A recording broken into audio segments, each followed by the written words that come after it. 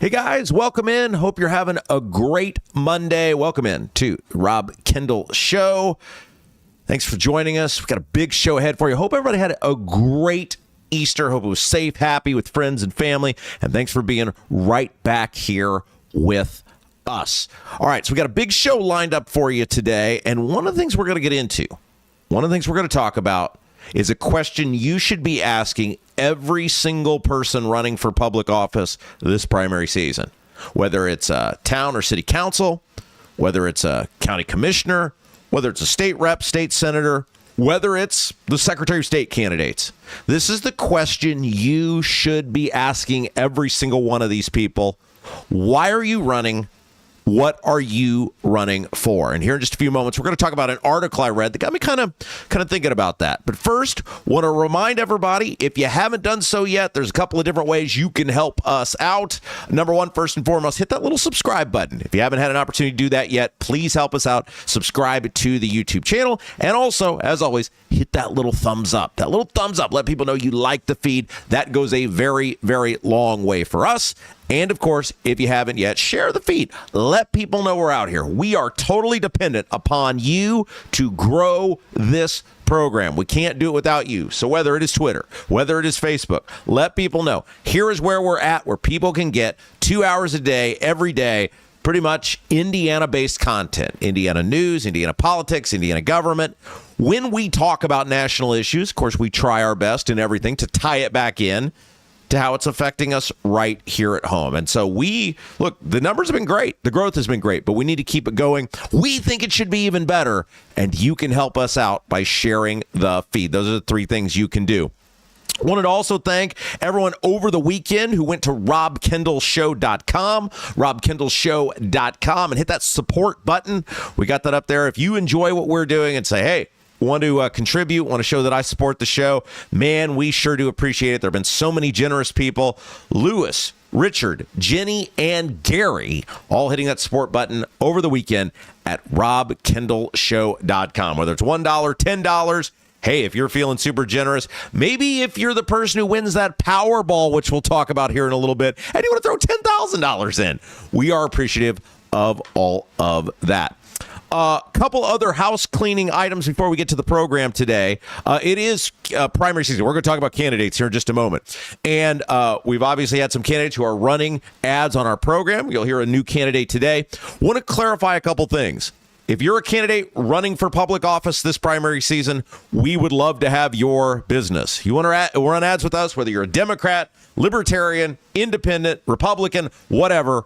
We are open for business here. And I know you don't think this, but we want to be clear. The candidate ads do not mean an endorsement.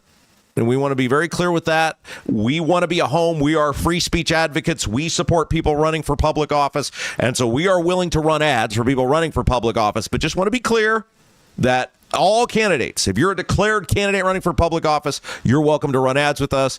Ads do not equal endorsements. All right, very good. And by the way, if you say, hey, I do want to do that. I do want the thousands of people that tune into you. I do want them to hear my message. Sales at robkendallshow.com. Sales at robkendallshow.com. That's where you can contact me and get you the information if you're a candidate running for office to be seen and heard on the Rob Kendall Show. Okay. Let's talk about this article I saw from Abdul over the weekend. Of course, Abdul, our friend, Abdul Shabazz, indiepolitics.org, where you can read him. He had an article about, it really starts about these candidates, these Senate primary candidates that are running on the Republican side.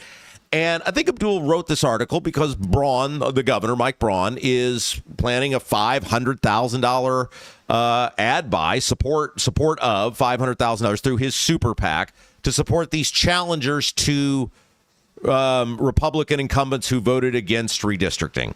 And by the way, I think a little bit later this week in the Indy Star, I'm going to have a column coming out about just this, about Braun spending all of this money to make Trump happy, but no money on items that really could help the people of Indiana.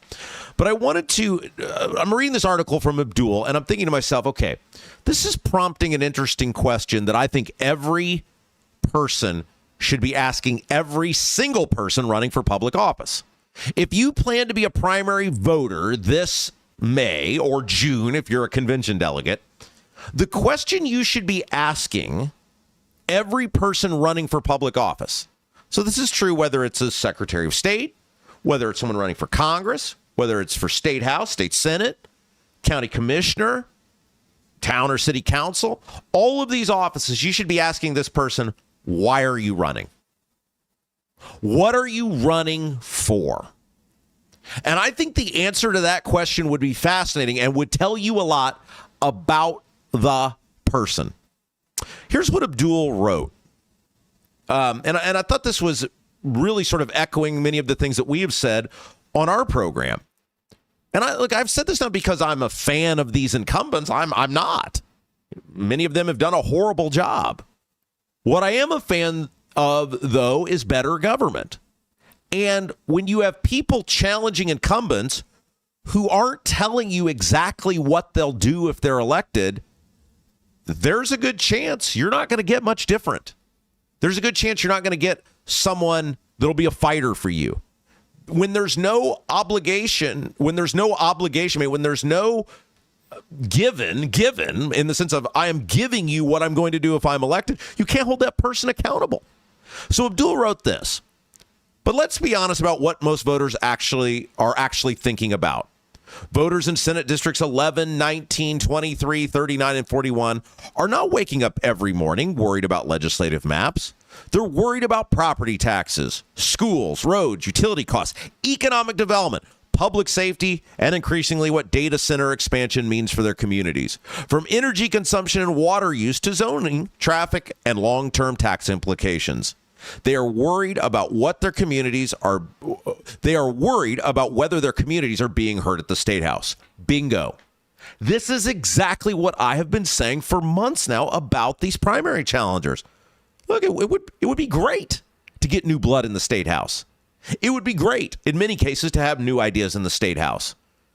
But those new ideas have to have meaning. We have to know what those new ideas are. With most of these candidates, other than vague, the government doesn't own your home, you shouldn't have to pay property tax. Okay, great. I think that's wonderful. Now you have my attention. But what are you willing to give up? What are you saying has to change? Who's going to get less revenue? If you're talking about property taxes, if you change the system, which is great, full support, what are you changing to? Are you willing to say publicly the public education system should get less money? I certainly am, but I haven't heard that from anybody. Are you willing to say the police and fire departments should get less money? I certainly am, because I know they can do more with less in many cases, certainly fire territories. And again, it's not an indictment of the great men and women who serve as firemen or women or police officers. But trust me, I've been a local elected official. I know every government entity can find a way if they have to do more with less. In any budget, whether it's water and sewer, police and fire, roads, any of these departments can figure out a way to do more with less. But none of these candidates that are running against the incumbents are saying that out loud. It's easy and lazy to say, well, you shouldn't have to pay property tax. Okay. How do you fund the police? How do you fund the fire? How do you make sure roads get paved? They don't have any answers for that, because there should be, and there are answers for that. There are certainly ways you can do it, but it involves effort. And so when you have a group of people who are running around the broad ideas, and especially the broad idea being, well, Trump supported me, you're getting deprived as a voter. And when these issues come up, now these candidates aren't obligated to any held position. Not that, as we've seen, candidates hold to obligated positions anyway. We see all the time. People say they're going to run and do something, and then they don't do any of it. They just go, well, I can't be expected to be held accountable for that. These candidates should be getting pressed. And it's true for the incumbents as well. Absolutely. Why are they running? Your county commissioner should tell you why he or she is running, your county commissioner candidate. Your town or city council candidate should tell you why they're running. What are they running for? What are they going to accomplish? One of the problems with the incumbents become at all levels, especially when you talk about guys like Greg Walker or Travis Holdman, who have been there since the earth was young. One of the problems with these people is they don't have any new ideas. Like in any company, it's why there's, changeover in corporate America. You need new blood. You need people to look at things new ways. After a certain point, you've just exhausted what you're capable of, except for the very rare exceptions. And so it would be nice to have new ideas, new blood. But I want new blood that's running on something, that's willing to hold themselves accountable to something. I want new blood at all levels, whether it's your town, your city, your county, that's saying, I'm running for this. This is why I'm doing this. I know I certainly did that when I ran. I told people 3 things I was going to do. And people after me said, how are you going to do that? And I told them. They said, nah. And we did them. Like, it was amazing to me when I was running as a local elected official, this is 15 years ago now, how the people in the government, how the people that were in the connected club in the town had no idea how you do property tax reform. And to me, it was like, how could you not know? Shouldn't that be the goal of everyone? To ensure that everyone pays less? Like, shouldn't that be what we're doing? To maximize our dollars to ensure everyone pays less? No, that wasn't the goal. They couldn't fathom it. And so when you tell them exactly how you were going to do it, they'd go, nuh-uh. And then we did it. Why? Because we had a game plan. We walked in with a game plan and said, here's the things we're going to do. Here's how we're going to do them. And then you can begin to use the powers and the levers of government to accomplish the things you want to accomplish if you have clear vision, clear stated goals, and this is most important, specific ways you're going to do it. The reality is we're not going to lower property taxes until we start having people get elected who are willing to run on changing the format by which we levy them, assessments, and run on reforming the way local governments operate. Look, there's phenomenal people who serve our state as firemen and women and EMTs, and they're very brave and they're amazing people. Have one that lives next to me, Fireman Scott. He's a great guy. He'd run through a burning building at a moment's notice. Those people are great. The system many of them operate under, which are these fire territories, complete scams. And it came out last year during the property tax hearing about how much fire territories are contributing to increased property taxes compared to municipalities, areas that don't have fire territories. The data was released during the property tax hearing. It doesn't make you anti-firemen to say, hey, firemen and women are great and should be fully supported. But the fire territories, them's a scam that don't make anybody safer. I just said it right here. Why can't our candidates say it? If someone's going to tell you they're for lower property taxes, like Paula Copenhaver, who's running an ad about it right now, or posting an ad about it, ask her, what's your opinion on fire territories? Pin her down on it. All these candidates, don't let them get away with vagaries, with platitudes, with non-specifics. Abdul went on to write, and I thought this was very well said. Because slogans are easy, budgets are hard. This is exactly the kind of policy conversations voters deserve to hear. If you are challenging an incumbent senator, tell the voters what you would do differently on property tax relief, right? It's not a gotcha question. Okay, you want property tax reform. Great, I hear you. Now tell me what you're willing to cut, what you're willing to mandate schools have to do more with less of. Not an unfair question. In fact, it's the question everyone should be asking. Tell them where you stand on school funding, curriculum fights, data center development, local zoning authority, and the continued debate over school choice. Tell them what your district-specific priorities are and how your community would be better served by you than by the incumbent.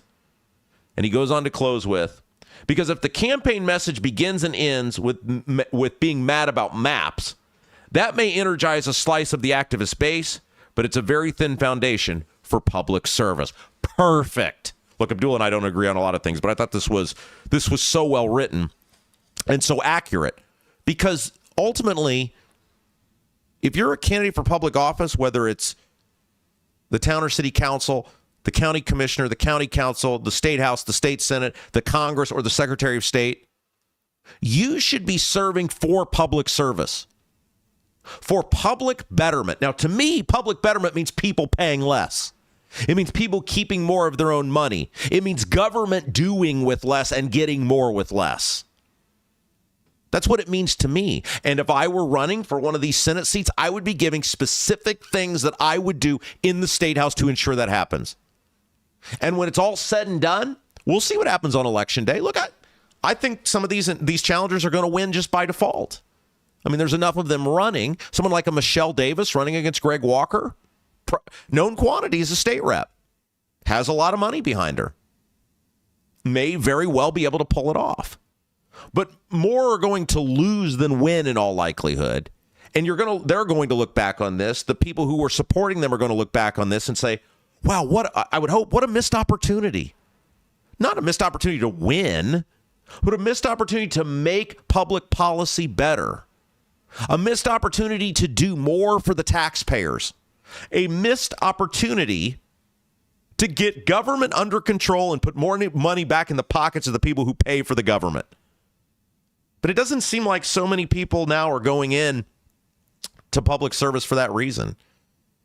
It doesn't seem like so many people are running because they want you to be better off. Seems like they're more concerned about the system, and in the cases of a lot of these challengers, just getting elected. It's not going to make anybody better off. Hey, selling your home is a massive transition, and it can feel overwhelming.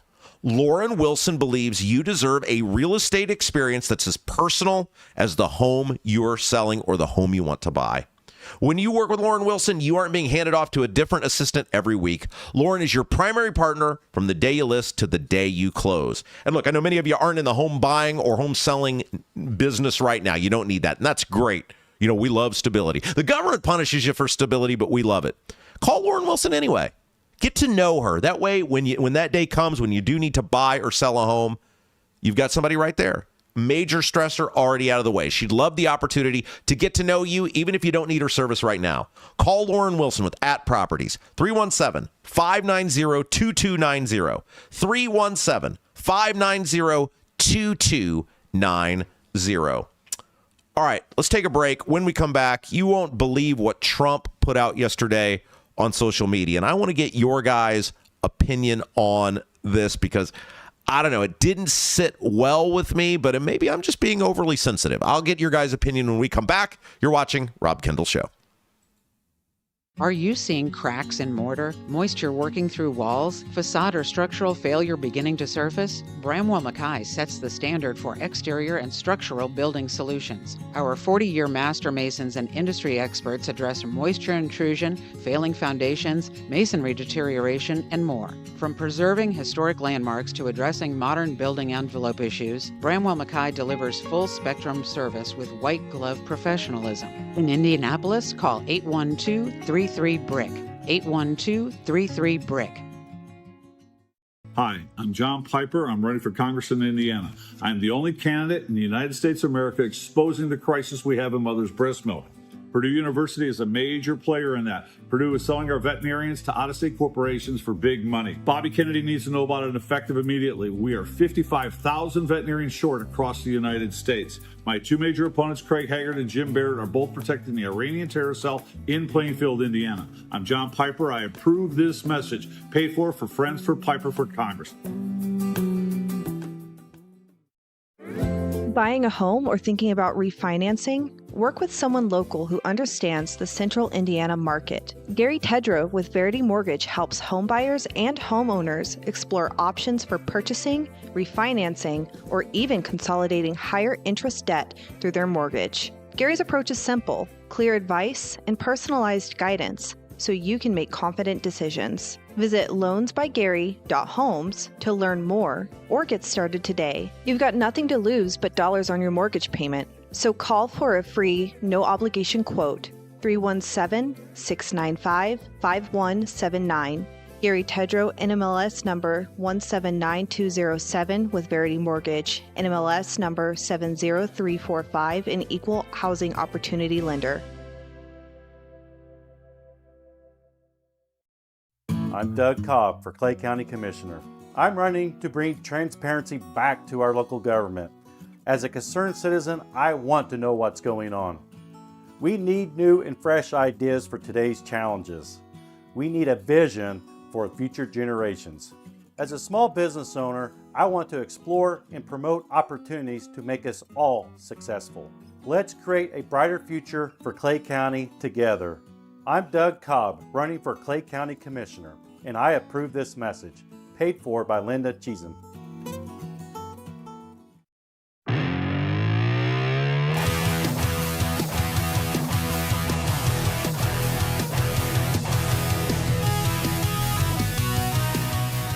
Hey guys, welcome back. Rob Kendall Show. Appreciate each of you being with us. Don't forget, I'm on Twitter at Rob M. Kendall, at Rob M. Kendall. If you haven't done it yet, hit the little thumbs up, the little like button. Let us know you're watching the show today. That's a great way to do that. Share the feed, share the program. Let people know far and wide. Look, we need this show to continue to grow. We are totally dependent upon you guys in order to do that. And it's a team effort, right? It's a team effort. And I'm going to get to this thing Trump put out in just a moment.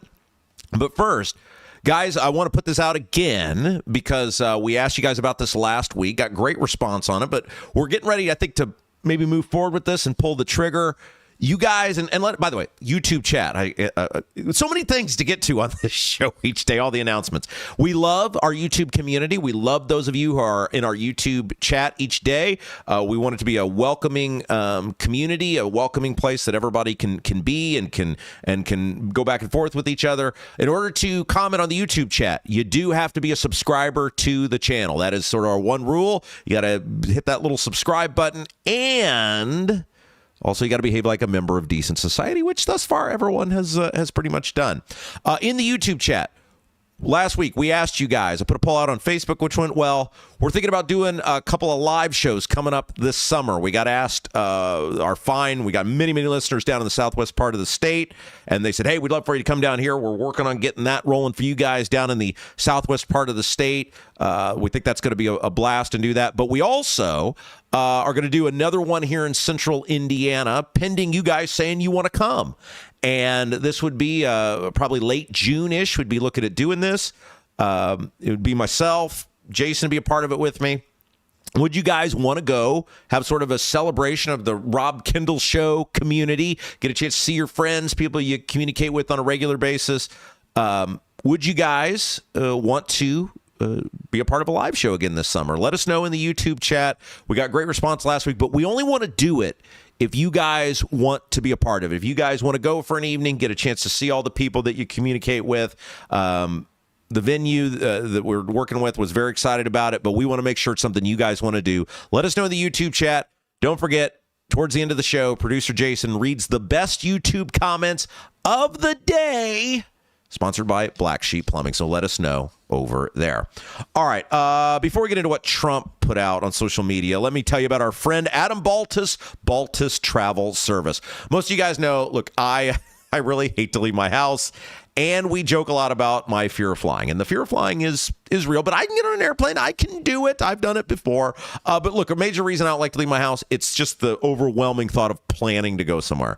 You guys know I've got the OCD. I struggle with everything. And so I really struggle to even get started planning a trip. That's where my guy, Adam Baltus, Baltus Travel Service, comes in. Adam is a one-stop shop for adventures anywhere in the world. He handles it all. Hotels, rentals, cars, flights, you name it.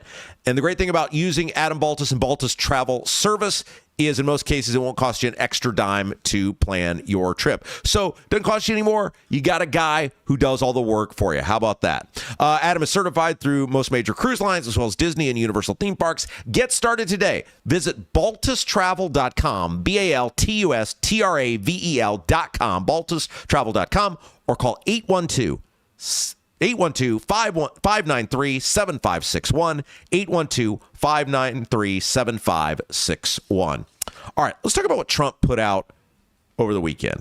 And I'm going to be totally curious to get your guys' thoughts on this in the comment section. I'm going to clean it up for language. Again, this is from the President of the United States, and I'm going to tell you sort of my thoughts on it. And then I'm curious to get if you guys think this is appropriate for the president, if you think he shouldn't be doing this, he should be doing this, whatever it is. Like, I think this is one where I've talked to numerous people about this over the last day, and I've heard different takes on it. I think everybody's sort of got a claim to make. So, all right. So Trump put this out on Easter Sunday. Okay. So obviously, I know many of you, like myself, are Christian believers that are watching the program. I know some of you are not, and that's okay too. But as everyone's aware, I think Easter Sunday is the pinnacle. For those of you who are Christian believers, it is the pinnacle day in the Christian faith, where sort of the celebration from Good Friday through Easter Sunday, the death, the burial, and the resurrection of Jesus Christ. And so it is a special day. And so after I read you this tweet, we'll talk about the truth. I think it's posted on Truth Social Media, the truth itself, and then whether the day that you do something matters as well. Okay, so Trump put this: Tuesday will be Power Plant Day. And by the way, I know many of you are like, why doesn't he do The Voice anymore? I just don't think The Voice works without the Whitney Houston.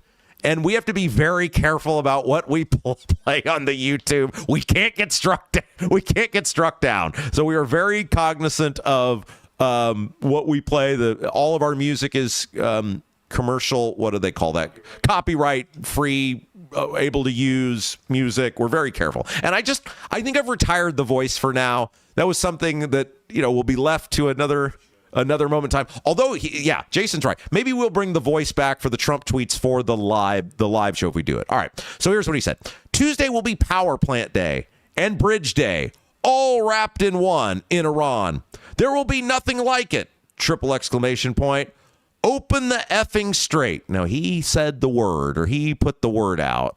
The word. We could use that word here. However, we, as many of you know, have taken the approach of a family-oriented program wherever possible and try to use the applicable standards of terrestrial media. Open the effing straight, you crazy bastards, or you'll be living in hell, in all caps. Just watch. And then he put, praise be to Allah, President Donald J. Trump. Okay. Two areas I want to go with this, and I'll be curious to get your guys' takes on this in the YouTube chat. Number one, this is not what I want from my president. Look, I think some of the stuff Trump does is funny. I think some of the stuff, the way he goes after people, is funny. But I also think in many ways it sort of ran its course. It like a TV show or a comedy act, right? Like, when Trump was running in 2015 and 2016, I made the mistake of thinking, oh, this is all an act. And once he gets elected president, I liked a lot of his ideas as president. I thought, okay, he's going to be Mr. CEO professional guy when he gets in there, and we're going to kick butt and take names. No, this is what we've gotten. The campaign Trump is what we've gotten as President Trump. And I just don't want my president using the F word. Maybe that makes me a wimp. Maybe that makes me a fuddy-duddy.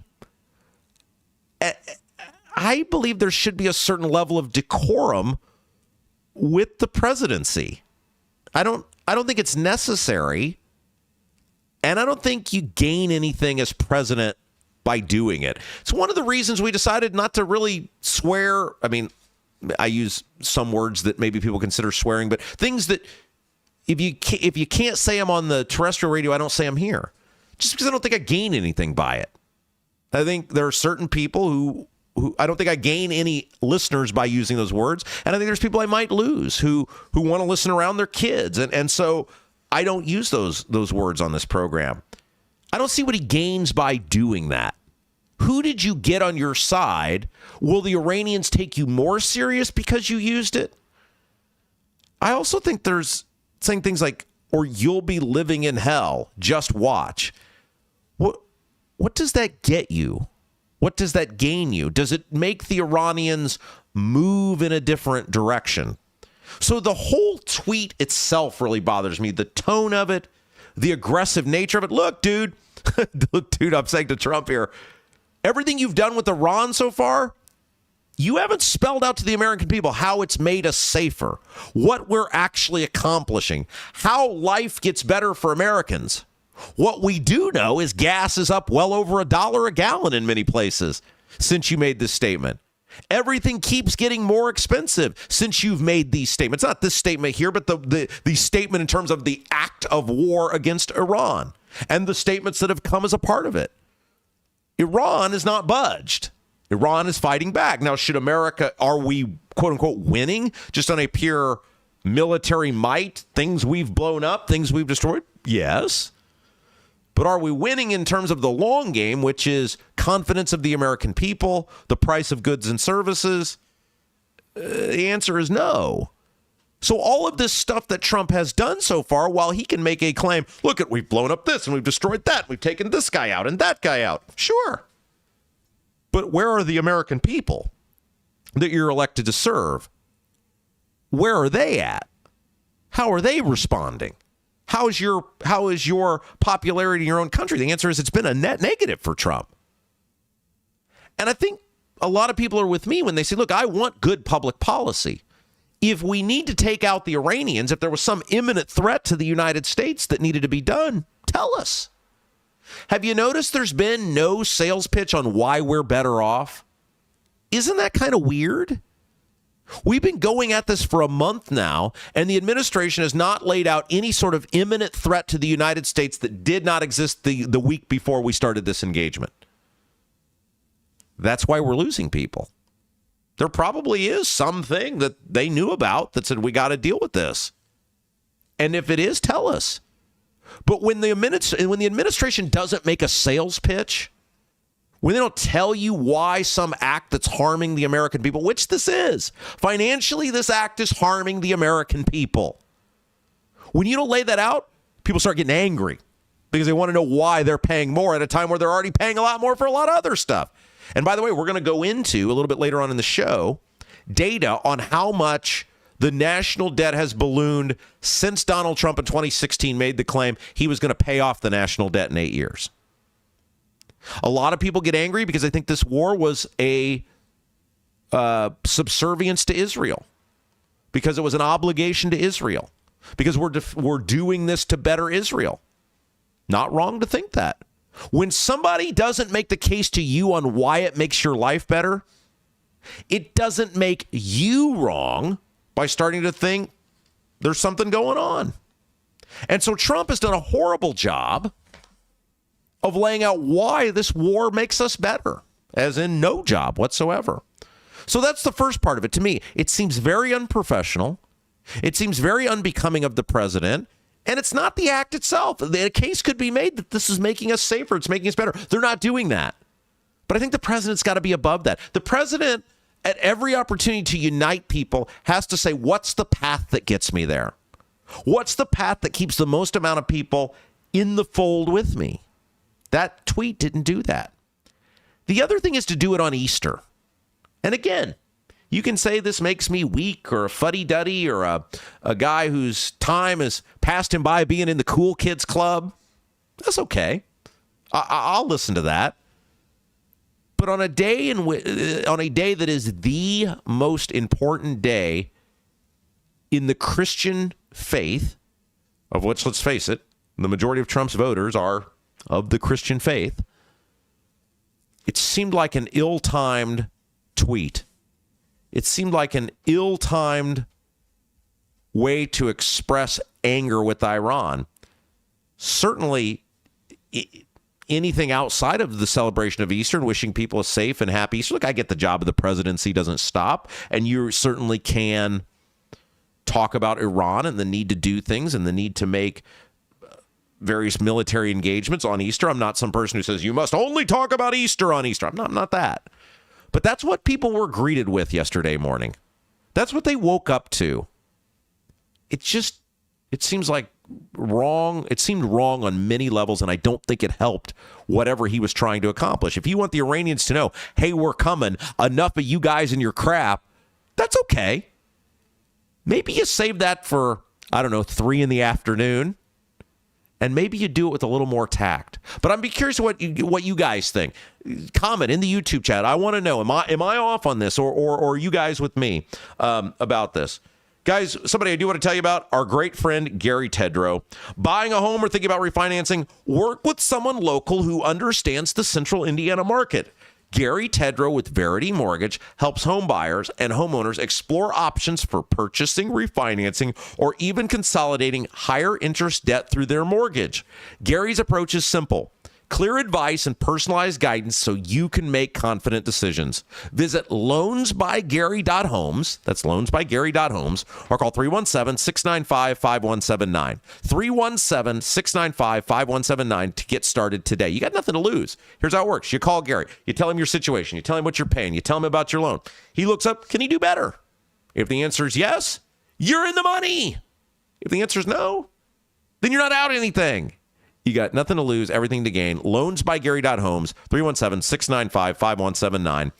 Gary Tedrow in MLS, number 179207 with Verity Mortgage. In MLS, number 70345, an equal housing opportunity lender. All right, we're going to take a quick break. When we come back, we're going to continue this conversation that is growing. It is really growing. I think we've been a big part of why this is growing. Our pal Jacob Stewart had a column in Indy Star this morning about, obviously, look, last week was a big week for media in the city. And media is important because media is information and media is holding our politicians accountable. And, of course, last week was a big week for media with the purchase of WRTV6 by Circle City Broadcasting, then the laying off of a huge portion of their newsroom, their on-air staff, and the outrage over that.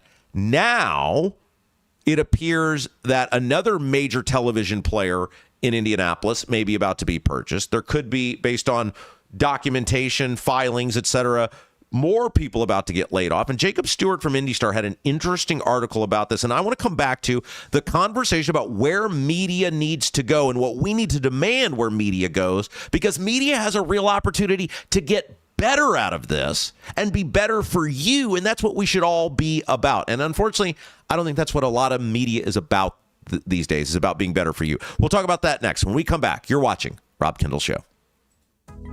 Hi, I'm Lauren Wilson, a realtor with App Properties.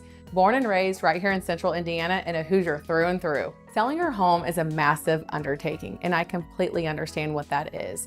That's why when you work with me, we put a great plan together to make sure that when your home comes to the market, it is in the best light possible. Again, I'm Lauren Wilson, 317-590-2290. 317-590-2290. Let's put a plan together and get your home sold. I'm Doug Cobb for Clay County Commissioner. I'm running to bring transparency back to our local government. As a concerned citizen, I want to know what's going on. We need new and fresh ideas for today's challenges. We need a vision for future generations. As a small business owner, I want to explore and promote opportunities to make us all successful. Let's create a brighter future for Clay County together. I'm Doug Cobb, running for Clay County Commissioner, and I approve this message. Paid for by Linda Cheesem.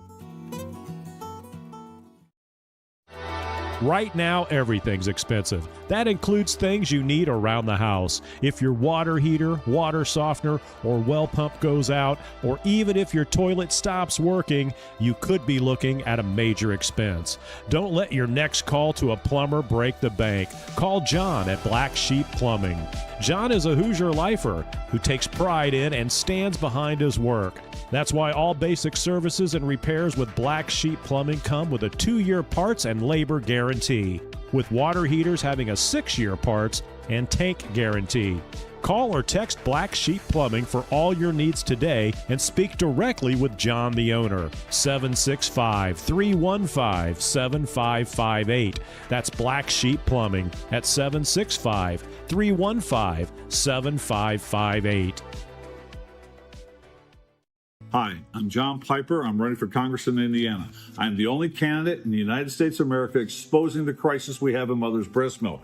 Purdue University is a major player in that. Purdue is selling our veterinarians to out-of-state corporations for big money. Bobby Kennedy needs to know about it effective immediately. We are 55,000 veterinarians short across the United States. My two major opponents, Craig Haggard and Jim Barrett, are both protecting the Iranian terror cell in Plainfield, Indiana. I'm John Piper. I approve this message. Paid for Friends for Piper for Congress.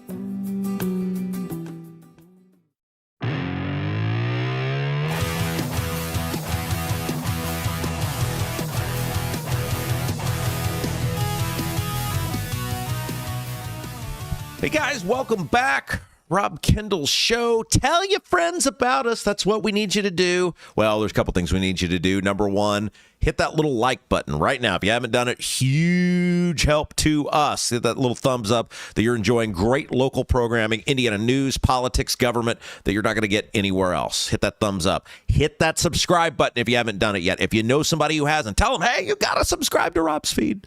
We need to grow every single day. We're dependent on you for that. And also share the feed. We need to keep these numbers up, keep these numbers going, and we are dependent upon you to do those things. Also, thank you again to everyone who has hit that support button over at robkendallshow.com. We got a great list of people that continue every single day to hit that button, whether it's $1, $10, whatever it is. You guys are awesome. You guys have been so great to us. Thank you for those of you supporting the show over at robkendallshow.com. Always try to send a thank you to those of you who do generously give of your hard-earned money to our show, and also then I'll try to read the names each day. Okay, so I want to talk about something that Trump did on Friday that is super interesting.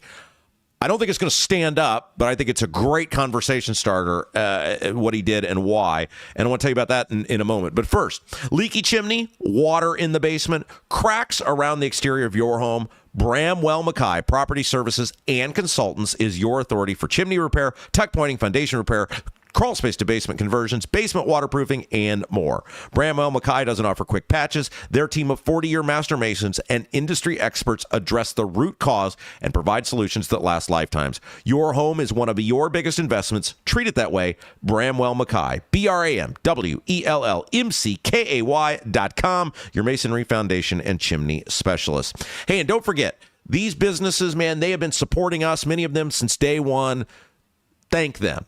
Get a hold of them. We try to get phone number, the online way to do that. It just keeps them in the fold. It lets them know. They mention all the time, man, you have the best audiences in the world. I was talking with Lauren Wilson the other day. She's like, man, your audience is outstandingly loyal. I said, yeah, I told you they were. That's why it pays to advertise with us. So support those people. Let them know. Even if you don't need the service, thanks for supporting Rob's show. Goes a long way. And if you got a business, if you own a business and you say, hey, yeah, I want to get in on that action. I want that thousands of people that enjoy the program each day and that loyal fan base. I want a part of that. Sales at robkendallshow.com. Sales at robkendallshow.com. We got a great couple of advertisers probably coming on starting next week that will be amping up later this week. Sales at robkendallshow.com. Would love the opportunity to meet and get to know about you and your business. All right, so let's talk about what Trump did on Friday. He issued an executive order related to college athletics, and this has the potential to impact hundreds, if not thousands, of student athletes here in the state of Indiana. And what he came up with was actually a really good plan. Now, I don't think this is two things I want to preface with this. One, this should not go through executive order. You know me, I am anti. There are very rare instances where an executive order works, but for the most part, I am anti-executive authority. The Congress has a job, they should do it. Now, the problem has been Congress is not doing its job as it relates to policing and creating a framework for college athletics to actually work. So I want to preface by saying it is the job of the Congress to do this. They should be doing it. They should be doing what Trump did through executive order.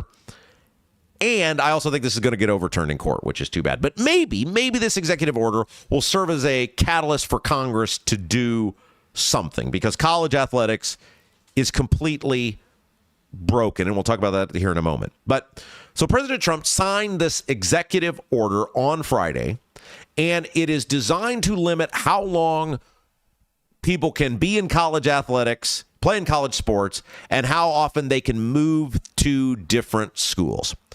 And so basically what this order says is that a college athlete can play for no more than a 5-year period and allows them to transfer to another school only once before they graduate without having to sit out for a season. Both of these things are sort of the way it used to be, and they make a lot of sense because we've totally lost the plot here in what college athletics was supposed to be about. college athletics was supposed to be about an opportunity for kids to get a college education, to have some or all help in some cases, depending on where you did and what you played, in getting a college education that was going to make you a better member of society. That's from the student perspective. We'll talk about the consumer perspective in just a moment. But college is supposed to be about an education. We put, as taxpayers, big money into colleges to help kids get education so that they'll be better, more productive members of society who can stand on their own 2 feet and help others stand on their own 2 feet. That's what it's supposed to be about. If college is just a business, then why are we as taxpayers putting any money behind our college institutions? Now, maybe your thought is we shouldn't be putting any money behind our college institutions, and it is a business. Willing to hear that as well. Let me know about that in the YouTube chat. But if we're going to keep the premise that college is supposed to be about kids getting educations and coming out of college with skills necessary to make them better members of society and stand on their own 2 feet and go into the workforce and start businesses, what's going on now is the exact opposite of that. You have college kids, 18, 19, 20, 21 years old, who are essentially becoming nomadic mercenaries. That's what they are. They're nomadic mercenaries. They're just selling themselves to the highest bidder. No worry about their education. No worry about what the school has to offer. No worry about how it's going to make them a more productive member of society. No concern about the grades they're getting or any of that. They're just less talented professionals. That's what they've become. You have kids every single year who will give me the most amount of money or the best deal, and I'm going there. Well, if that's the case, then college isn't about an education anymore, and let's get out of, as taxpayers, giving them any money whatsoever. That's on the student side. And look, we have no idea because this hasn't been in effect long enough to realize the long-term ramifications of what's happening, how this is going to affect kids long-term. Because let's face it, there's a lot of adults that have no business someone handing them $1 million, much less an 18 or 19-year-old kid. They're ripe for being preyed on by agents and by executives and by hangers-on. They have no idea, in many cases, how to manage money or balance a checkbook because the public education system hasn't taught them how to do that. And they're going to end up broke and without the education that college athletics was supposed to provide them. So I think the government has a vested interest in regulating college athletics, as long as the government's going to put money behind our college institutions. The problem is Congress is refusing to act. Congress knows the problem. Congress knows it exists. Charlie Baker, who is the head of the NCAA, got asked about this after Trump leveled this executive order. By the way, here's what the White House said as a result of Trump's executive order. Quote, college sports cannot function without clear, agreed-upon rules concerning pay for play and player eligibility that can't be endlessly challenged in court, as is the case now. So Charlie Baker, who is the head of the NCAA, responded with this when he found out the executive order had been leveled. Because Charlie Baker has been for a long time now, and the NCAA has for a long time now, been going to Congress saying, look, they're asking for antitrust exemptions, saying we need to be able to be treated differently than other industries because of this component of education. And in order for us to fix this, we need the exemptions so that courts can't strike us down every time we try to do something, to put the education first and put rules and guardrails around where these kids can go and what they can do. He said, quote, we need congressional action to, and by the way, this is according to ESPN. ESPN has the article that I'm working off of. We need congressional action to sort of seal the deal on a number of things, which is good because we do, and getting a bipartisan agreement on a number of those issues would be a really big thing. When asked why the NCAA needs an executive order to solve its issues, Baker said, quote, on some of these issues, it's hard for us to do this without at least some support from the feds. The courts are one way to settle the debate, but it takes a really long time and it creates a lot of uncertainty. Bingo. Now, let's talk about from the consumer standpoint. College sports is not nearly as much fun to watch as it used to be. And I think if you're being honest with yourself, you probably feel the same way. That doesn't mean if your school's doing well, like IU winning the national championship in football. It doesn't mean you weren't into that. It doesn't mean it wasn't special to you. It didn't mean you had a good time. It doesn't mean any of that. It's all fine. But part of enjoying college athletics, especially if you were with a fan of a major program or even a minor program, was you knew that you were going to watch that kid literally go from a kid to a man. You know, in the heyday of IU basketball, there would be a recruit who you knew Bob Knight. When Bob Knight lands, fill in the blank. And you knew, man, that kid's really good at basketball, but I'm also going to get to watch him get better every year. I'm going to get to watch him evolve. I'm going to get to watch him grow. And part of the charm of IU basketball in the heyday was that you knew these kids graduated. You knew they were going to be good members of society. You knew they were going to make you proud. And for the most part, they were there for years. Remember how rare it was that a kid would leave IU? He almost never left early for the NBA draft. And most of them stuck it through. Not all of them. They're very high-profile people who left. But you invested in the kid because that kid was a part of the university that you loved. That kid was a part of your team. So you knew the players every single year. Be honest with yourself. And by the way, you knew players on other teams, too. That was part of the fun. Oh, we're playing Michigan this week, and they got blah, blah, blah. Oh, we're playing Purdue next week, and their best player is... Be honest. When you watched the Final Four this weekend, how many players did you even know on either of the teams? Did you even watch it? I know it was here. Like, full disclosure, I watched because it was in Indianapolis. No, made a great parlay. UConn on a money line and Michigan giving 1.5. That was great. By the way, I'm going UConn money line tonight. Plus, you get pretty good odds on UConn money line. I just got a feeling. Maybe I'm totally off on this. But you knew who the players were. And the only reason I watched the tournament over the weekend is because it was at Lucas Oil Stadium. I want to see what the stadium looks like set up for the Final Four. I want to see if there's people I know on television. I don't know any of the players. I used to watch college basketball like it was appointment viewing for me as a kid, growing up. Never IU, all the Big Ten, never missed it. I think I've watched about 5 or 6 games this year. And most of them are in this tournament because they were teams that I threw a few shekels on. I didn't know any of these players. Did you? Did you invest in any of them? And I think if you're being honest even about your own team, do you really invest the way you used to when you know next year there's a good chance those kids aren't even going to be on your team? You may cheer. You may be a fan of the program. But did you put your heart and soul into it? If you're being honest with yourself, the answer is probably no. It's really destroying for many people, the emotional attachment to college athletics because it should be about the university. It should be about history. It should be about the past. It's not anymore. It's just about these kids getting the best deal, and they're for hire mercenaries. So look, I wish this wasn't going through executive order.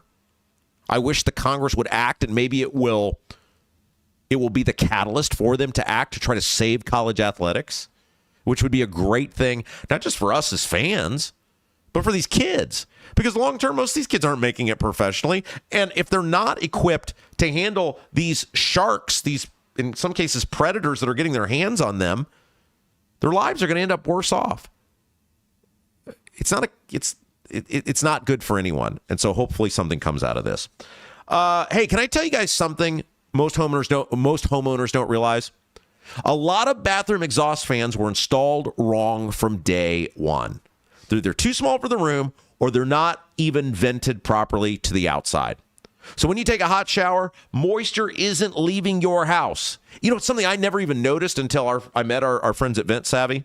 That moisture, it's getting pushed into the ceiling or the attic, and that's where mold and insulation problems start. You got to call Vent Savvy. You got to call Vent Savvy, or just do it this way. This is the easiest thing. Go to ventsavvy.com. VENTSAVVY.com. VENTSAVVY.com. Our guy John with Vent Savvy, here's what he's going to do. You tell him, you say, John, heard your ad on Rob's show. I want to know if I got this problem or not. He's going to come out to your house free of charge and do an attic inspection. Nothing. It costs you $0.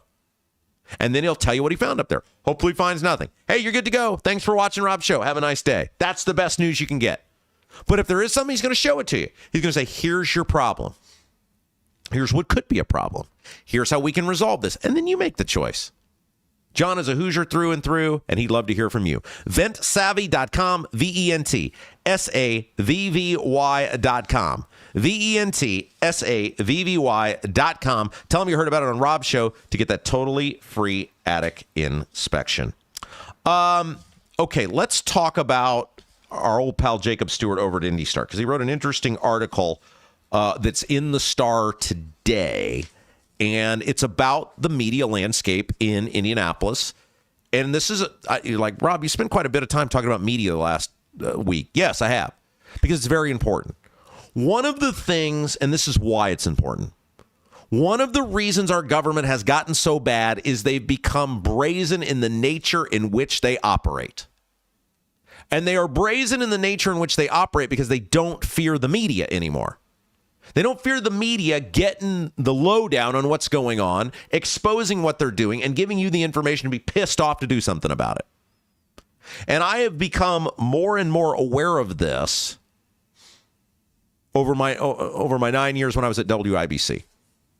And I was aware of it. I mean, I'll tell you when it really hit me right between the eyes. Many of you know for years, WIBC had for generations, had an in-state house reporter. And when I was at WIBC, it was Eric Berman. And Eric Berman, who sadly passed away last year, was a phenomenal reporter. He was a great guy. He was very, very intelligent. He was very good at getting stories. He was very good at reporting stories. He did a great job. And post-COVID, WIBC eliminated that position. I believe they did it while MS still owned us. And then Urban One didn't bring it back. And I remember that hitting me very hard. One, because Eric Berman was a great guy. But two, it was a reminder that there's one less set of eyes in the State House covering what these people are doing. And I realized if IBC is doing it, then all the other media companies are probably doing the same thing. And then it dawned on me. Yeah, and these lawmakers are aware of it too. If I'm aware of it, and the people in our industry are aware of it, these lawmakers know who's there.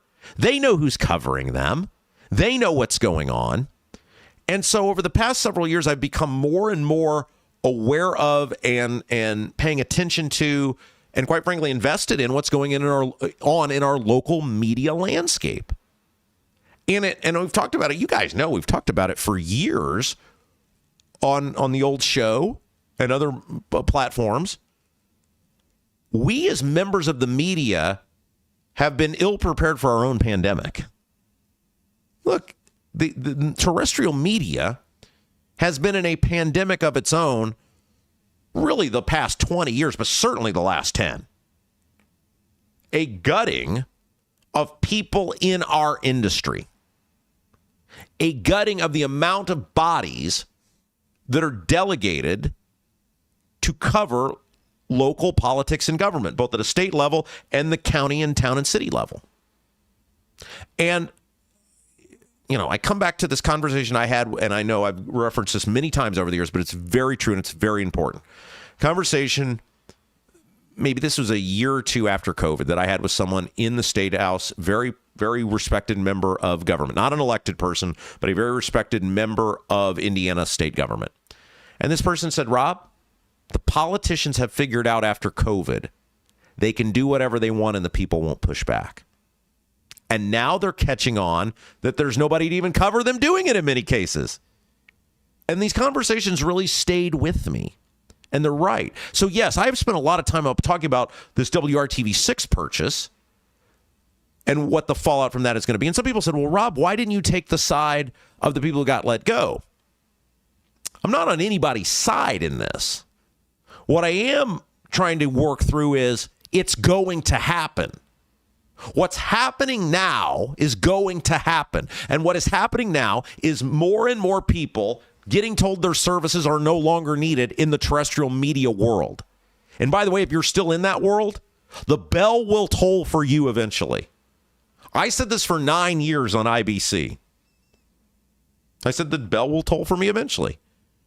And when it does, I'll find something else to do. And thankfully, I was in a position, because I'd been thinking about it for a while, kind of knew what I was going to do. And it's worked great, thanks to you guys. The people are out there who crave good local content. You guys are proof of that. In 1 month, we've done what it takes podcasters years to accomplish. Numbers, hits, views, listens. Because people crave good local content. We're giving it to them. And so the people who still exist in the terrestrial media world, you're going to go off the edge of the cliff and into the volcano eventually. You may not know it. And I'm not saying this in the sense of that television isn't a player, that radio isn't a player. They still are. They still have big influence. May go back someday. It's not an indictment of that they still exist. They do. And they still have a space, but the space is not what it once was. And certainly when you have for-profit megacorps buying these entities, there's no mathematical way to keep the hands on deck that you once had. So my conversation with the RTV6 people who got let go was not being sympathetic to them or not being sympathetic to them. I am. I feel horrible. I was messaging with someone who got let go just the other day. You have to have a plan on how you're going to adapt to the reality of the business. It's over. The way it used to be is over. It's done. It's not coming back. You're not going to have a bunch of local merchants buy TV and radio stations and reestablish the way that things were in the 70s and the 80s and the 90s. The megacorps own them now. The FCC, the federal government's given permission, and that's it. It's done. My challenge because somebody commented on one of my posts I think this person got let go from WRTV6. They said, well, you're a commentator. These people are journalists. You could just flip the switch. They're journalists. I said, and I'm getting so much better in my old age. I had a really direct response back to this person. And maybe they're still there. I don't know if they got let go or not. I know where they worked. And I was really ready to hit send. And then I thought, what good does this do me? I'll just save it for my show. Why would I give it away here? I found it fascinating, the response of, well, you're a commentator, so you could go do this. These people are journalists. They can't just go do opinion-based stuff. Why? My thought was, why? You're free. You've been let go. You're free to go wherever you want, as long as you don't have something that prohibits you from doing that. Now, the rumor is that some of these non-competes that got signed were pretty restrictive. I don't know. I don't know. I didn't sign them. I haven't seen them. But if you're free to go to the internet, you're not bound to not have an opinion now. You can invent yourself whatever you want. We do this all the time on our show, where obviously it's opinion-based, but I interview people all the time and do journalistic style interview with a little opinion thrown in. There's not some law enforcement book on how you have to do media. Everybody has a freaking opinion. I don't have an opinion. Bull. Everybody has an opinion on everything unless you're just apathetic and don't care. All those quote-unquote journalists who interview people, they have opinions. Some of them are good at hiding them. Some of them tuck them away and it doesn't come out in their writings, but everybody it does a little bit. If you're a person who got let go, as long as you're allowed to do it, you can do whatever you want to do. Look at what I do here. Nobody's going to think, well, Fred was reading the news the other day, and now he has an opinion on something. F that guy.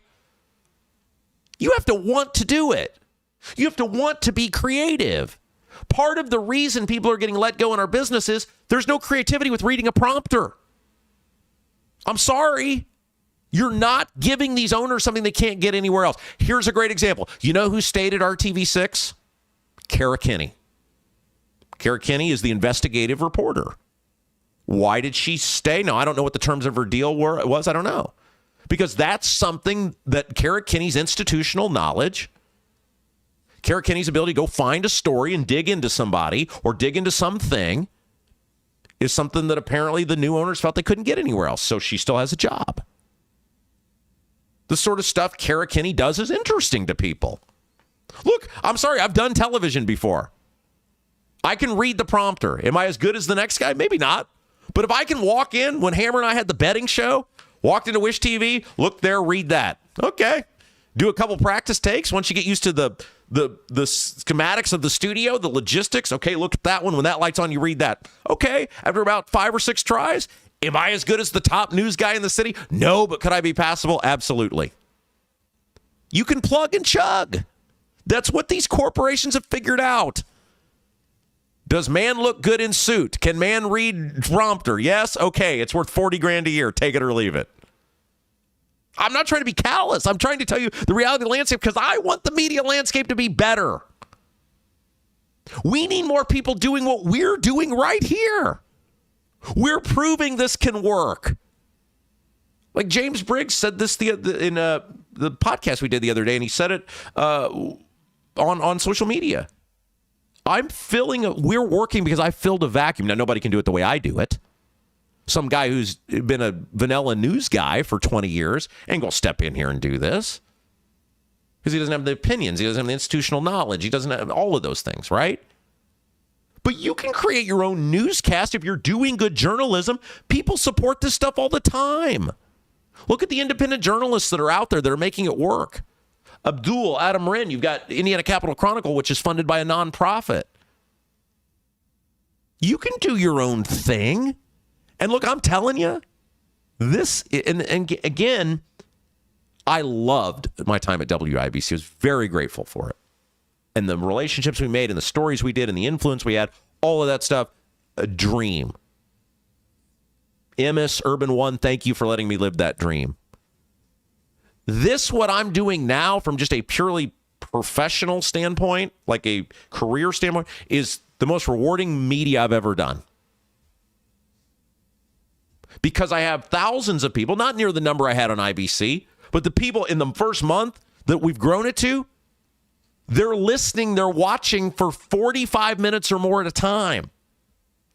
They're engaged. The couple thousand people that are watching or listening every day, they want it, man. It ain't no casual viewers or listeners here. And so I can talk about the things I want to talk about, and we're going out and we're finding people that'll help us keep the lights on, and you guys are generously, what a novel concept. You like what we do, you give us money. Because you're like, that's cool. I enjoy that. I want that to keep going. Here's $10. It can work. It can work. But the people in the media have to start rethinking the way they do everything. Everything. We have been in our own pandemic, and we either just haven't realized it or put our heads in the sand or whatever for over a decade now. It's over. Some people will continue to exist, but not many. It's like, what was the Stephen King movie, The Stand? Some of you will make it out, not many.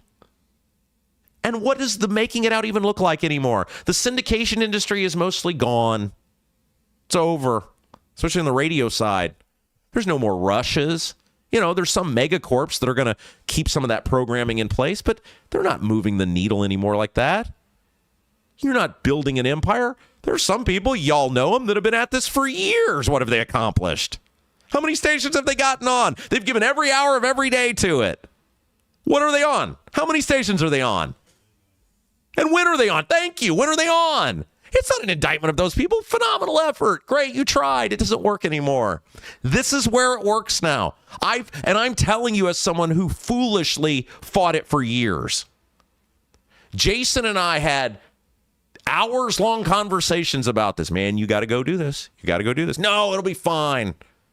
They'll never get rid of me at IBC. Look at these ratings. Of course it did, right? I wish years ago I'd have done this because we'd be so much further ahead.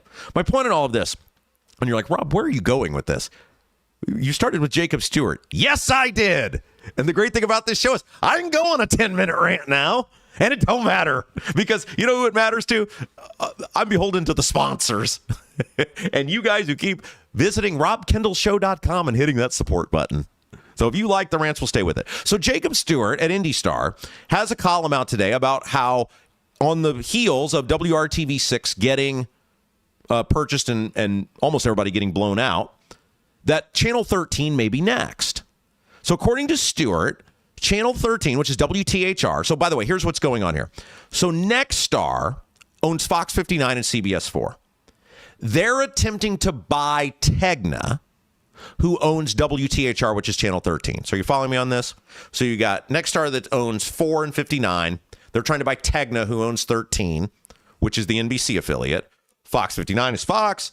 CBS 4, when I was a kid, we knew it as TTV4, the home of IU basketball, for $6.2 billion. And the FCC approved the merger, but then a federal judge stepped in and halted that purchase due to an antitrust lawsuit, antitrust concerns.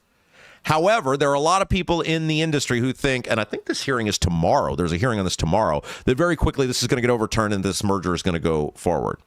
One of the things that came out in these documents is that WTHR, that there was quote, cost reduction initiatives that were beginning to take place ahead of this proposed purchase and merger takeover of Tegna by Nexstar. That's the direct quote, cost reduction initiative. Well, what's that mean? It's layoffs. It's getting rid of people. And by the way, they don't come in in media. They don't come in and generally offer you like pennies on the dollar for your job. They just like you out. They don't even give you a chance to negotiate or anything. According to Stewart, in recent court filings, Nexstar sought, quote, to proceed with pre-existing ordinary course compensation and workforce actions, including a, quote, $90 to $100 million cost reduction initiative that would be eliminating newsroom positions and support positions. Translation? Same thing DeJuan McCoy did with WRTV6. This is the future. I'm sorry. It was a great run. It's over. Like if you're in these businesses and if you're in radio, they're coming for you too. It's pennies on a dollar. It's voice tracking from some person who doesn't live in the state that they're doing the voice tracking for. It's hobbling to the end. Everybody knows where this ends. They're just going to suck as much money out of it as they possibly can. And now TV's in the same boat. My challenge to people who are getting let go, don't hate DeJuan McCoy. Don't hate Tegna or Nexstar or whoever. It's going to happen. Figure out a way. You have things to offer. And it's way more than just reading a prompter. Figure out a way, your market, your niche, the thing that you can do independently, because independent journalists do a better job. I'm sorry, they do. People that have to work for their stories, that have to put product out that people want to consume, they're giving the people what they want. I'm telling you, I'm doing a much better job now than I was the last 2 years at IBC. I'm able to do things that I wanted to do that I couldn't do. Not that their fault. I'm not blaming them. It's their company. They had things the way they wanted them done. I did them the way they wanted them done. That's great. That's fine. That's not an indictment of Urban One or any other person I've worked for. But in terms of giving you what you want and the way I can do it, and I'm hungry to do it again with a chip on my shoulder, I'll show everybody. We'll show you what can work here because it's for you. It's for you, the consumer. Corporations can't do it. And we need it done. So if you're one of these people getting let go, think about what you have to offer on your own. On your own to give it to the people. Okay, let's take a break. We've got so much more to get to, including a little bit later on in the show, Jason reads the best YouTube comments of the day. We've got a lot more programming ahead. You're watching Rob Kendall Show. Are you seeing cracks in mortar, moisture working through walls, facade or structural failure beginning to surface? Bramwell Mackay sets the standard for exterior and structural building solutions. Our 40-year master masons and industry experts address moisture intrusion, failing foundations, masonry deterioration, and more. From preserving historic landmarks to addressing modern building envelope issues, Bramwell Mackay delivers full-spectrum service with white-glove professionalism. In Indianapolis, call 812-33-BRICK. 812-33-BRICK. Hi, I'm John Piper. I'm running for Congress in Indiana. I'm the only candidate in the United States of America exposing the crisis we have in mother's breast milk. Purdue University is a major player in that. Purdue is selling our veterinarians to out-of-state corporations for big money. Bobby Kennedy needs to know about it effective immediately. We are 55,000 veterinarians short across the United States. My two major opponents, Craig Haggard and Jim Barrett, are both protecting the Iranian terror cell in Plainfield, Indiana. I'm John Piper. I approve this message. Paid for Friends for Piper for Congress. Your bathroom fan could be secretly costing you thousands of dollars in damages. Most people don't even know this until the damage is done. With over 18 years of bathroom remodeling experience, here are 3 signs your fan is failing you without spending a dime on inspections. Sign number 1 is if you have foggy mirrors after you shower. This shows that your fan isn't pulling out enough moisture, which creates the perfect environment for mold. If you have a properly functioning bathroom fan that is the right size for your space, you shouldn't see much fogginess on your bathroom mirror at all. Sign number 2 is if you have bubbling, cracking, or peeling paint in your bathroom. This means moisture is soaking into your walls, slowly breaking down drywall, and even causing the wood framing behind it to rot. Sign number 3 is if you have mold buildup on your fan, ceilings, or walls. This is terrible for your health, but also could wreck your bathroom, costing you a fortune. If you're noticing any of these signs, here's what you can do. Call Vent Savvy today at 317-300-4434. That's 317-300-4434 and mention Rob for a free attic inspection. I'm Doug Cobb for Clay County Commissioner. I'm running to bring transparency back to our local government. As a concerned citizen, I want to know what's going on. We need new and fresh ideas for today's challenges. We need a vision for future generations.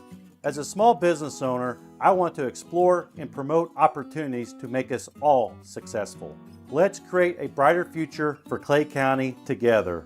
I'm Doug Cobb, running for Clay County Commissioner, and I approve this message. Paid for by Linda Cheatham.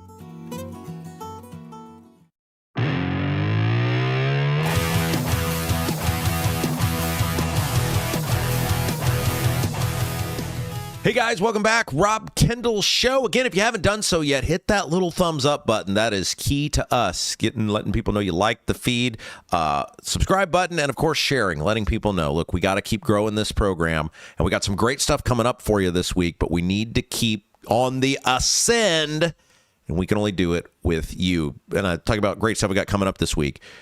Coming up tomorrow, the mayor of Lebanon, Matt Gentry, is going to be with us, and we're going to talk about the LEAP district. And I know it's been a huge issue for people. We're going to talk about the IEDC, and we're going to try to get to the bottom of some of the things that we have questions on. And the mayor of Lebanon and the LEAP district, which is benefiting, air quotes, I guess, depending on your perspective, the city of Lebanon. He's a very passionate defender of that. And look, that's what our show is about.